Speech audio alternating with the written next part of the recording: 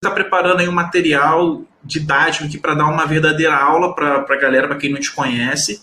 E, gente, o que ele tem aqui de material é riquíssimo. Ele vai fazer aqui uma palestra, uma aula para a gente hoje aqui de graça, para vocês conhecerem um pouco do trabalho dele e depois irem lá no canal conhecer tudo que ele traz, tá? Que ele traz muita coisa. O cara é rico em conhecimento. Então, Ronaldo, live aqui agora sua. Toca o barco aí. Você quer que eu compartilhe a tela? Você quer explicar alguma coisa antes? Eu queria fazer só uma pequena introdução para o pessoal, que a gente vai falar um pouco sobre a influência grega no Novo Testamento. Porque os religiosos, eles acreditam que o Novo Testamento foi escrito sob inspiração divina. Mas tem muita coisa ali que vem de gregos, o que é estranho, né? Será que o Espírito Santo fala grego? Conhecia os poetas gregos? Mas eu queria fazer só uma mini introdução para as pessoas entenderem por que isso é problemático. Um pouco antes de Cristo, uns 150 anos aproximadamente, Israel foi dominada pelos gregos. Aí tem ali o período Seleucida. Aí surge Antíoco Epífanes. Antíoco Epífanes, ele faz uma verdadeira campanha de helenização de Israel. Ele proíbe a Torá, ele oferece um porco lá no templo, ele coloca um busto de Zeus lá, Zeus olímpico, lá dentro do templo de Jerusalém. E isso desencadeia uma guerra em Israel. É a Guerra dos Macabeus. Porque alguns judeus não aceitavam aquilo, enquanto outros judeus abraçavam a cultura grega. Esses judeus que abraçaram a cultura grega ficaram conhecidos como judeus helênicos. Aí eles começam a misturar judaísmo com helenismo. É aí que surge, por exemplo, o livro de Enoque. O livro de Enoque, se você for ver bem, ele é baseado na titonomaquia dos gregos, a Guerra dos Titãs. Basicamente isso, onde os sentinelas vão lá no Monte Olimpo e guerreiam. Então aí que começa a surgir o judaísmo helênico, Apocalipse de Baruque, dentre outras obras. Eu não vou estender muito a introdução, senão vai ficar chato o vídeo, mas enfim. Não, mas isso aí que você está falando é interessante, desculpa te interromper, que eu tenho um livro aqui, cara, que ele foi indicado por um aluno do Sabino, o Rafael, que é o Argonautas do Deserto, né? Que ele vai tratar justamente dessa helenização do Velho Testamento, que as pessoas pensam que foi escrito por Moisés, né? Sendo que não, foi escrito ali no período persa helênico. Aí aqui ele vai destrinchar da onde que veio os mitos, né, ali do Velho Testamento. Então, ótima colocação essa sua. Você pode ver que tem mitos semelhantes, que nem você tem ali Sansão contra um leão, é o mesmo que Hércules matando um leão. Isso, aí eles vão falar o quê? Ah, não, o Hércules copiou do Sansão, porque o Moisés escreveu antes, só que nada disso. Quando a gente pega a história de fato, a Bíblia que foi escrita depois dessas histórias. Hércules já era bem mais antigo e famoso, né? E a gente sabe que a cultura helênica ela influenciou ali aquela região pela conquista ali do Alexandre o Grande, né? Que ele deixou ali os generais dele, que os generais dele continuaram o processo de helenização.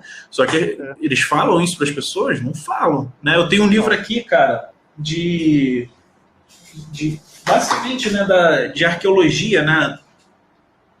Grandes civilizações do passado. Aí aqui, cara, tem uma parada muito curiosa. Eu já mostrei isso aqui pra galera, mas não sei se tu já viu, ó. Isso aqui é uma laje judaica, né? Aí, pô, aqui tudo, né? Luvave, tudo aqui, chofar. Eu já vi no short seu isso aí. Oi? Eu vi no short. No short, né? Aí, pô, aqui tem o Hélio. O que o Deus Hélio tá fazendo aqui, cara? No judaísmo. Isso aí é o judaísmo helênico. Tá entendendo? Aí as pessoas não têm acesso a isso. E aí eles começam a misturar conceitos para tentar transformar aquilo que é grego em judaico e aquilo que é judaico em grego. Inclusive, você notou que a Bíblia protestante não tem o livro do Macabeus? A católica tem. Ela mostra um pouco, né, do que houve nesse período. E aí o que acontece? Os judeus mais ortodoxos, né, mais tradicionais, eles começam a repudiar tudo aquilo que vem dos gregos, por causa dessa guerra, a profanação do templo, etc. Inclusive a abominação da desolação, né, de Daniel, é aquilo lá, né, que ele colocou lá no templo. Aí os judeus começam a proibir a língua grega, a cultura grega. Tanto que, por exemplo, o Talmud fala que até Pilatos teve que aprender um pouco de hebraico, porque os judeus se recusavam a aprender grego, porque era uma língua dos pagãos. Então só os judeus helênicos falavam grego, os judeus tradicionais não. Flávio Josefo, por exemplo, ele fala que ele teve dificuldade em aprender o grego, porque não era comum. Até porque Josefo era, acho que, fariseu, né, se eu não estou enganado, da seita dos fariseus. E dentro do Novo Testamento, nós temos um personagem, Jesus, que dá a entender, no que está escrito nos evangelhos, era um judeu do primeiro século. Não sabemos de qual segmento, se era saduceu, fariseu, qual que era, mas era um judeu que era chamado até de rabi algumas vezes. Então, se ele fosse um judeu helênico do primeiro século, ele tinha que saber mais do Talmud, Guemará, Mishnah, a tradição judaica. Mas aí o que acontece? Quando chega em Atos 9, 27, Paulo diz que Jesus apareceu para ele. Ó, Jesus apareceu para mim falando em língua hebraica. Então era um judeu do primeiro século falando hebraico. Mas esse judeu do primeiro século falando hebraico, ele fala assim para Paulo, ó, deixa eu só ler um trechinho aqui para mim não errar a citação. Dure para ti recalcitar contra os agulhões.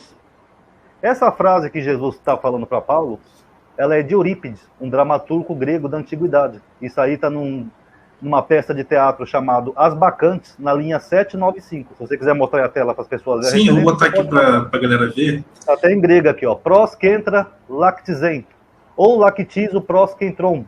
Ou seja, é da peça de Eurípides. E essa não é a única ligação não, Antônio. Eu vou esperar só você comentar e eu vou mostrar o resto para você ver. Cara, é sensacional isso aí que você está mostrando pra gente, porque às vezes eu trago aqui no canal, eu falo isso, né? Eu falo, cara, a Bíblia, ela foi escrita com influência de pais da igreja grega, ela foi escrita em cima da Septuaginta, que nada mais é do que o Velho Testamento grego, né? E foi feito em locais que eram extremamente helenizados. Por exemplo, quando a gente vai achar os papiros, a gente acha em Ófice Rico, que tem lá o quê? Cultura grega, tem até esculturas de Ion, que é um deus do mitraísmo. Então, quando a gente vai pegar os primeiros cristãos, né, as primeiras catacumbas cristãs, são todas catacumbas que está ali Jesus sendo representado como Orfeu, ou então sendo representado como Hélio. Então, o historiador, que na sã consciência e na honestidade olha para isso, ele vai admitir que o cristianismo ele foi forjado em berço helenista.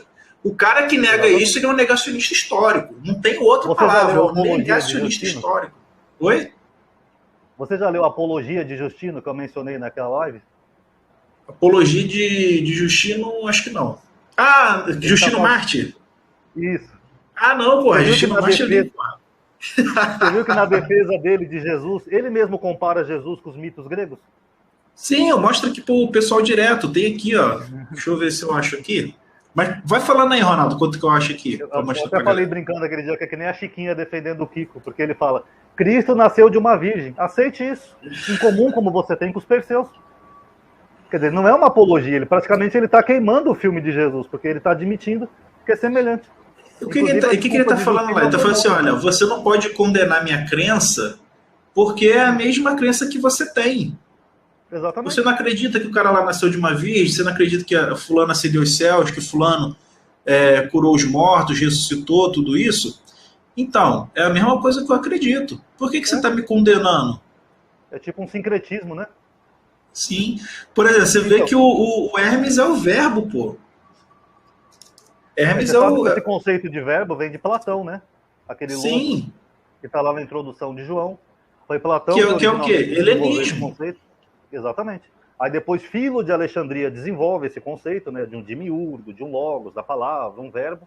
E quando você Filo vai ser ele que vai agregar, né? Que ele vai fundir ali os conceitos judaicos com os conceitos helenistas, né? Que aí ele já tinha muito conhecimento do judaísmo, né? E ele faz essa fusão, não é isso? Tanto que Voltaire, aquele filósofo francês, ele acreditava que Filo era o autor dos evangelhos. Porque se você pegar os escritos de Filo, tem algumas semelhanças. Olha aí, ó. Também quando dizemos que o verbo, olha aqui, o verso aqui, se fosse no grego, estaria escrito logos, né? Logos. Primeiro rebento de Deus nasceu sem relação carnal, ou seja, de uma virgem, né? Isto é, Jesus Cristo, nosso mestre, que ele foi crucificado, morreu e depois ressuscitou, subiu ao céu. Não apresentamos nada de novo. Olha só, você que é o pai da igreja. Nada de novo. Se levam em conta os que chamai de filho de Zeus. Caralho, tu quer o que mais explícito que isso aqui, cara? De fato, sabeis bem quantidade de filhos que os vossos estimados escritores atribuem a Zeus. Oi? Isso no segundo século. É porque quando eu mostrei isso aí uma vez no vídeo, as pessoas sempre vêm comentar daquele documentário Zegeste, né? Você fala, o Zegeste é uma mentira. Eu falei, não estou falando de Zegeste, eu estou falando da história da igreja. É Sim. Público, segundo século.